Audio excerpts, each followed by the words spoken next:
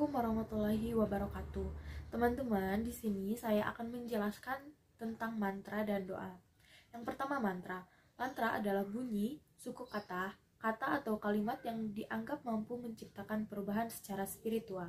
Secara etimologi, mantra berasal dari suku kata man atau manana dan kata tra atau trana yang berarti pembebasan dari ikatan samsara atau dunia fenomena ini.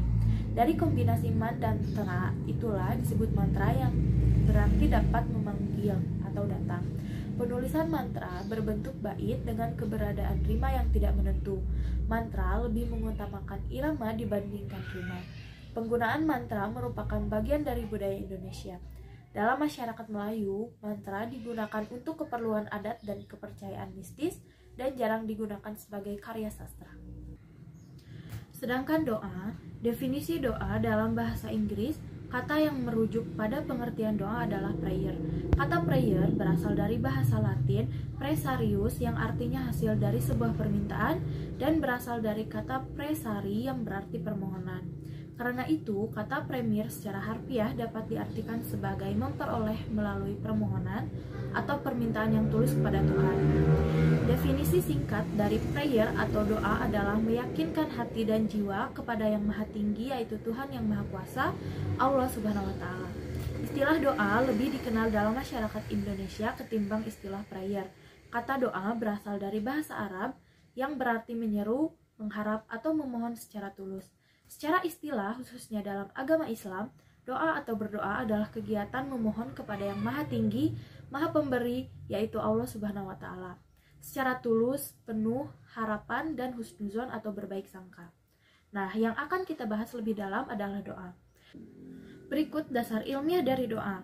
Dasar ilmiah penelitian tentang pengaruh doa terhadap kesehatan dan kesembuhan seseorang telah banyak dilakukan. Hasil survei Time, CNN, dan USA Weekend 1996 menunjukkan bahwa lebih dari 70% pasien di Amerika percaya bahwa doa merupakan obat bagi penderita selain dalam pengertian medis, menurut Amin Syukur 2012. Harvard Medical School pada tahun 1998 melaporkan hasil survei bahwa 35% orang Amerika berdoa bagi kesehatan mereka. Dan 69% diantaranya menyatakan doa sangat menolong. Menurut Kompas.com, praktik-praktik religius kini menjadi salah satu terapi alternatif yang paling banyak dilakukan di Amerika Serikat. Studi University of Rochester menemukan lebih dari 85% orang yang menderita sakit memilih untuk berdoa. Persentase ini jauh lebih tinggi dibandingkan yang memilih menjalani pengobatan herbal atau pengobatan medis lainnya. Hal ini semakin membuktikan bahwa doa sungguh-sungguh efektif dalam membantu penyembuhan, menurut Kompas.com 2008. Selanjutnya, intervensi. Ketika doa dijadikan terapi atau pengobatan, khususnya dalam asuhan keperawatan, maka langkah pertama yang harus dilakukan adalah melakukan penilaian keagamaan. Penilaian keagamaan harus menjadi bagian catatan sejarah pasien yang diperoleh seorang perawat atau profesional kesehatan. Penilaian itu setidak-tidaknya meliputi informasi kepercayaan pasien, bagaimana mereka berbicara dengan Tuhan atau berdoa, mazhab atau keyakinan, dan praktik keagamaan apa yang mereka anut. Selanjutnya, kegunaan. Kegunaan doa bukan hanya digunakan sebagai bentuk kebaktian pada Tuhan yang Maha Kuasa, tetapi juga telah digunakan setiap komunitas etnis yang memiliki penyakit dari semua kalangan dan budaya. Dengan doa diharapkan penyakit lekas sembuh.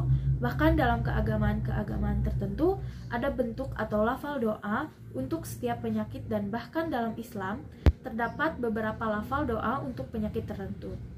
Berikut ini adalah contoh doa dalam Islam untuk mengobati sakit perut dan masalah metabolisme lainnya yang bersumber dari Ahmad Al-Jilani Akbar dari Pondok Pesantren Al-Muhajirin 3 Bahrul Ulum Tambak Beras, Jombang.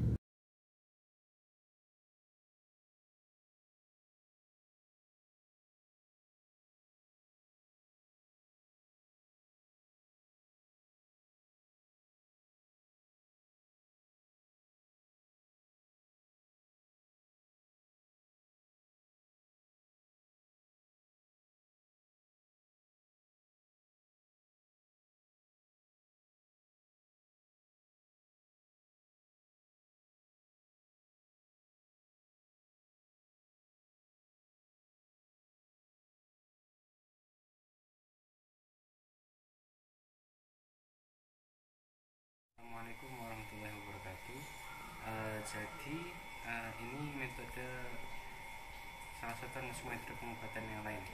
Jadi dalam kitab Hasyiatus Shawi atau Tafsir Jalalain, dalam tafsir juz 1, dalam tafsir surat Al-Baqarah ayat 255, yakni ayat kursi, Imam Shawi Al-Maliki menyebutkan beberapa faedah-faedah dari ayat kursi. Termasuk salah satunya adalah minha annahu idza sukir maktun hurufaha muqatta'atan syafa bi'idznillah. Apabila seorang sakit perut terus kemudian dia meminum huruf-huruf Al-Quran, maksudnya ayat tersebut yang sudah dipotong-potong, maksudnya terpotong-potong itu robek, terus kemudian dimasukkan ke ayat, maka insya Allah akan sembuh dengan izin Allah. Nah, ini adalah salah satu faedah atau cara yang diambil oleh para arifin, para orang yang ahli marifat dan ahli hikmah yang sudah tentunya mujarab. Kalau misalkan nggak mujarab ataupun nggak manjur, mesti Imam Al-Maliki tidak menuliskan di sini. Sekian dari saya. Wassalamualaikum warahmatullahi wabarakatuh. Sekian yang dapat saya sampaikan. Wassalamualaikum warahmatullahi wabarakatuh.